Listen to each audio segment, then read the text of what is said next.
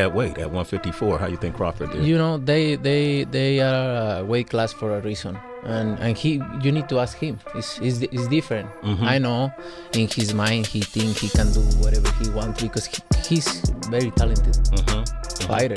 I think Canelo's gonna put the beats on him like Dr. Dre. Do we get a knockdown from Canelo, or does Bud knock down Canelo? Nah, Canelo's not going down. You could hit Canelo. Tension between Crawford and Canelo has reached its peak, and it's no longer just about their fight in September. What started as a professional build-up to one of the biggest fights in modern boxing has taken a dramatic turn after a heated confrontation at an airport today. Crawford, who had already made it clear that he has no respect for Canelo, took things even further when he grabbed the Mexican superstar by the collar and shoved him during a heated argument. 154, 160. But not 68. Nah, Benavidez is... Canelo. Yeah. Oh, Canelo. I think he's a smart fighter. He doesn't rely on his power. Crawford ain't. Nobody saw this coming, at least not so soon. Sure, there's been talk. Crawford has never hidden the fact that he's coming to take Canelo's throne. He's been vocal about believing Canelo is overrated and that he'll expose him in the ring. But putting hands on him before fight night, that's a whole different level.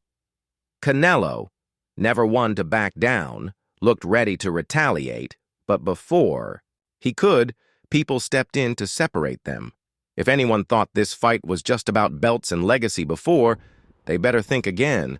Crawford just sent the clearest message possible. He's not here to play. Bro, I forgot Canelo, bro. He got to worry about the big Mexican, bro. He got to worry about Canelo Alvarez. Your new stablemate, so give us a prediction then. Prediction? It's boxing, though. I got Canelo stopping him. Too big, bro. Any way It's you too think. big. I'm not going to speak for Canelo's team, but me and my father already insisted in sparring Canelo for Crawford. Like, actually sparring, because I know one thing is that they're going to want to, their game plan is to box Canelo, and we're going to be... Let's not forget that all of this is happening while Canelo is preparing for his May 2nd fight against William Skull in Saudi Arabia. That fight is supposed to prove his dominance at super middleweight and make him undisputed again. But now there's a major distraction, Crawford, who isn't waiting until September to get inside Canelo's head. The timing of this confrontation couldn't be more interesting. Canelo should be focused on William Skull, but after today's incident, it's impossible to ignore the bigger storm brewing. With this guy, you gotta constantly have fights that you know a fighter guy is gonna make you look good. The guy gotta pressure you or something. You know, this guy's running around. Crawford's not used to this kind of movement. Back in training camp, Team Crawford is already working with the same intense focus. His coach, Brian Bomac McIntyre, has been hyping up this fight for weeks, making it clear they're not in it just for the money. Man, people think we're doing this for a check, Crawford told McIntyre, shutting down the idea that this fight is about money. For Crawford, Canelo is just another obstacle on his path to proving he's the best fighter of this generation. This fight is about legacy, not a payday. Bomac is fully on board with that mindset. I take nothing away from Canelo, he said, but man, when Bud's locked in, it's different. This isn't about the money. Bud has money, investments. He doesn't need this, but what he does need is to prove he's the best. I don't like that fight. It's just too much weight, you know. And he had a close fight with the last guy he fought, Terence, because this guy was big and he was awkward. He was really awkward. He shouldn't have fought that guy. Is no stranger to big fights. He knows what it takes to prepare a fighter to dominate on the biggest stage. He was there when Crawford dismantled Errol Spence Jr. in their undisputed welterweight fight. A bout many expected to be close but turned into a one-sided beatdown.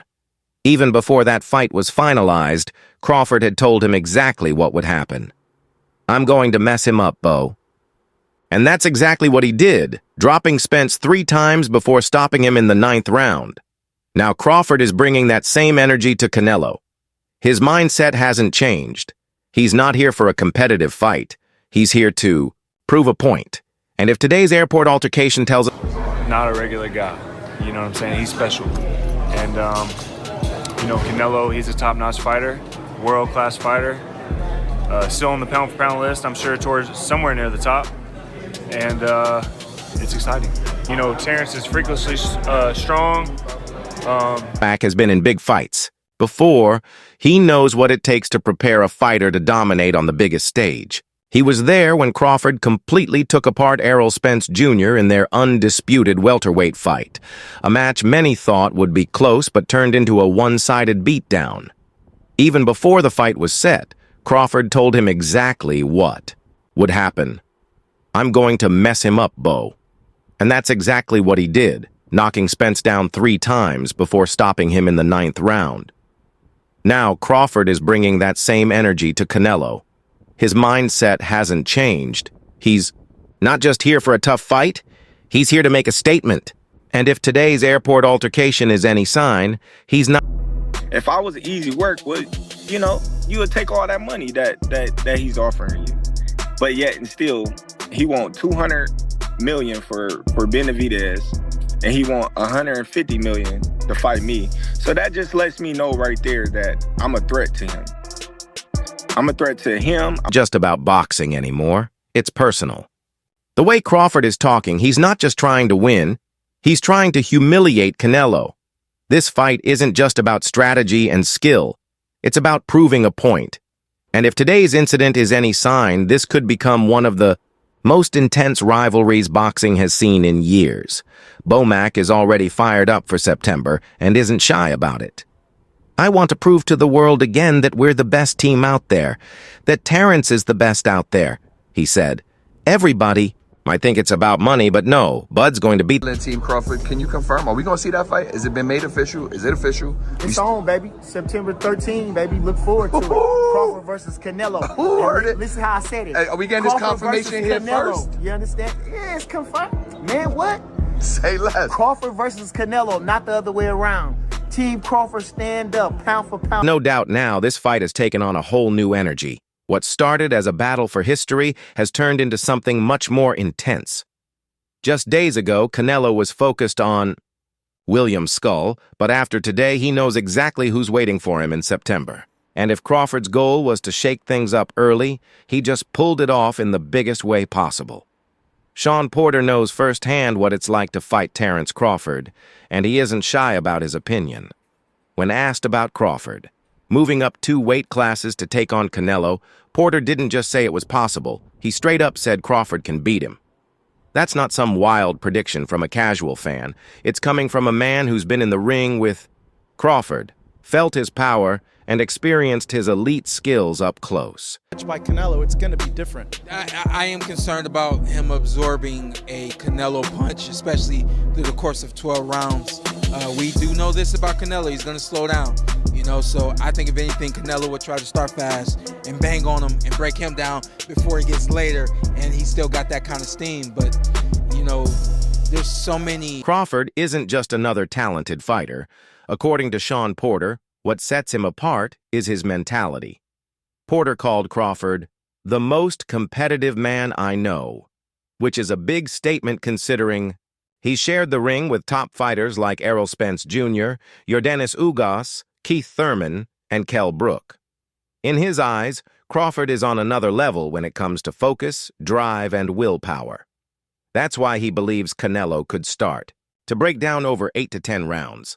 Canelo is still a great fighter, but with so many tough battles behind him, he's moving up in weight. You're starting to see that, now he's not quite as strong. The knockout streak is over, but he can box really, really well. But Majimov pressed him the whole fight, so obviously the power wasn't getting the respect that he. Poor Stevenson saw this coming years ago. He's not just saying it now because the fight is happening. He's been talking about it since 2021.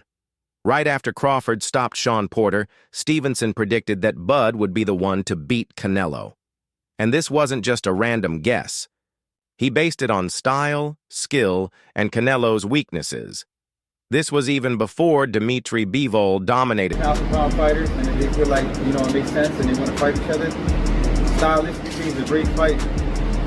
But, Canelo, he's a big dude. And I think it'd be hard for anyone to beat him at 168.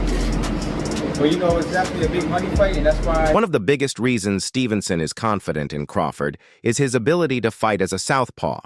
He pointed out that Canelo struggles against lefties, and the John Ryder fight was proof. Even though Canelo won, He didn't look great, and Ryder was able to land some solid shots. For Stevenson, that fight was all the evidence he needed to believe Crawford would be a nightmare for Canelo. But then he took it even further. He claimed he's seen Crawford hurt heavyweight fighters in sparring. If that's true, then maybe. The size difference isn't as big of a deal as people think. Hasim Rahman Jr. shares a similar belief but sees it from a slightly different angle. He thinks Crawford will win, but not by knockout. He sees Bud outboxing Canelo. What's really interesting is Rahman's take on Canelo's recent fights. He believes Canelo has been facing softer opponents, which has made him complacent.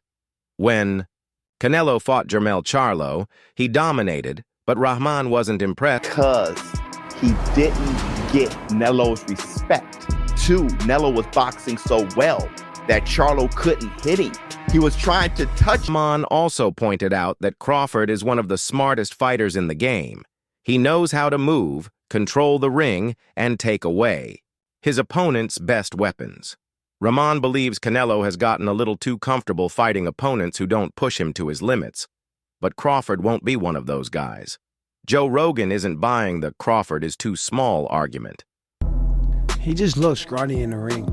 Well, he gets at, down. 140, 150. Well, 150. he just won the 154-pound title, and before that he was fighting at welterweight, which is 147. It's not like he doesn't have time to thicken up a little bit. And if he's walking around at 185, that means he probably cuts a considerable amount of weight to get down to 54. 100%. Rogan has been following this fight closely and straight up said it's the one he's most excited about.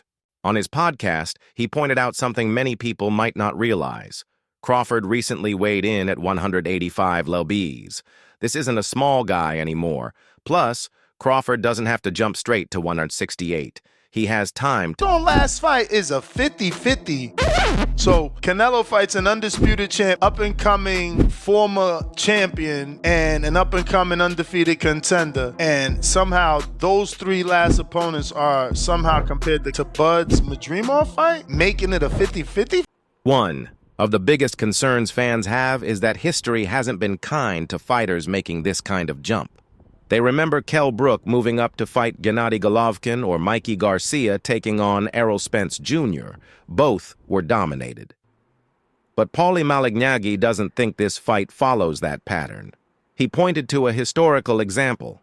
Roberto Duran versus Iran Barkley in 1980. They say that's the money fight. That's the mega fight. That's the money fight. That's the only thing that makes sense for Terence Crawford. Well, catch weight. You can do something out of catch weight. What weight you think? Duran was a former lightweight champion who moved up to middleweight to face Barkley, a naturally much bigger man. Yet he pulled off a split decision win, proving that sometimes skill beats size. Malignaggi believes Crawford is the more complete fighter, and the only real advantage Canelo has is his natural size. He's great. He's a great fighter. The only thing I see that I favor Canelo is that is his weight. Yeah. And that he's more bigger. You know what I'm saying? That's the only thing. But as far as skill set wise, IQ, I feel like Crawford can match anybody and probably do. What does the man who actually beat Canelo have to say?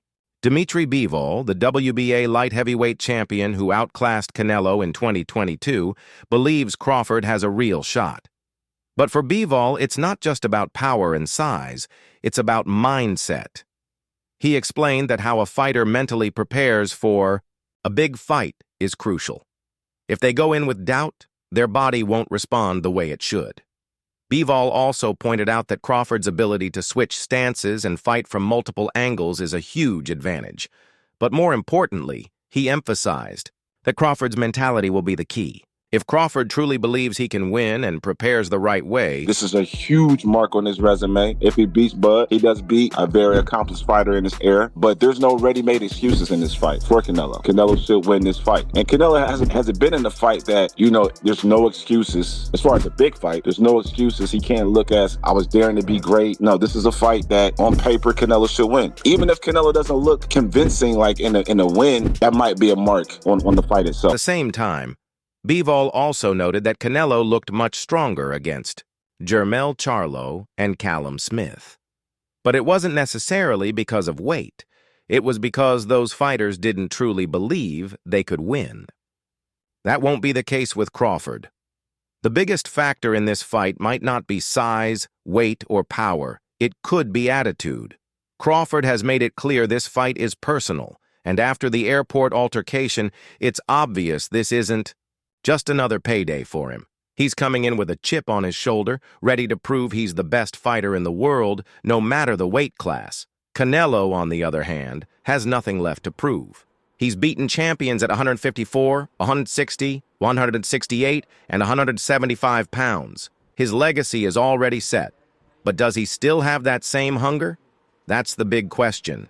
And if Canelo Terence Bud Crawford should move up 3 weight classes, 21 pounds, to fight Canelo Alvarez. He's entirely too small. Jamel Charlo already proved. Fighter and analyst who has spoken about this fight brings a different perspective. Porter highlights Crawford's competitiveness. Stevenson points to his southpaw skills and power. Rahman calls out Canelo's complacency. Rogan dismisses the size concerns. Malignaggi draws a historical parallel with Duran, and Bivol stresses the importance of mindset. But they all agree on one thing. This fight isn't as simple as Canelo is bigger, so he wins. Crawford has been doubted before, and every time he proves people wrong. If he does it again against... Reaction to this. It's a good fight. You know, it's a good fight for both of them. Good fight for, I think it's more important for Crawford than anybody, you know, but I think if anybody could beat Canelo, I think Crawford could. I think it's just, you know, the size plays a massive difference. But, you know, like I said, it's a good fight. You know, I have no bad feelings for that fight. However, others, like Teddy Atlas, see things differently. Speaking on the Ring Magazine podcast, Atlas analyzed the fight from both sides, starting with the size difference and how Crawford performed at 154 lbs against Israil Madrimov last year. You can make arguments on both sides. Canelo's too big, and Crawford, as good as he is, stepped up with Madrimov and struggled a little bit, Atlas said. He pointed out that many people were quick to criticize Crawford after the Madrimov fight, not because he performed badly, but because expectations were sky high. According to Atlas, what fans overlooked was how good Madrimov actually was. We didn't know how good Madrimov was. We underestimated him, and we started to knock down Crawford a little bit, but you know, the dynamic and the versatility he had, but I think Canelo's pressure and ability to cut off the ring is more, and he's bigger and stronger, and I think you know, there's a risk there for Crawford, but this is why you tune in, right? Crawford keeps doing the amazing, and you want to end up saying, will he be able to do that once again against a Canelo? And crossover fans will... This is where Atlas took a different approach from most analysts. Instead of just focusing on Canelo's physical advantages, his size, power, and experience at super middleweight, he flipped the argument and explained why Crawford might actually have the edge. You can make an argument through the history of the sport where little guys have been able to beat big guys, Atlas said. That's a key point because boxing has seen this happen before. From Sugar Ray Leonard beating Marvin Hagler to Manny Pacquiao dominating bigger opponents in his prime, history has shown that smaller, more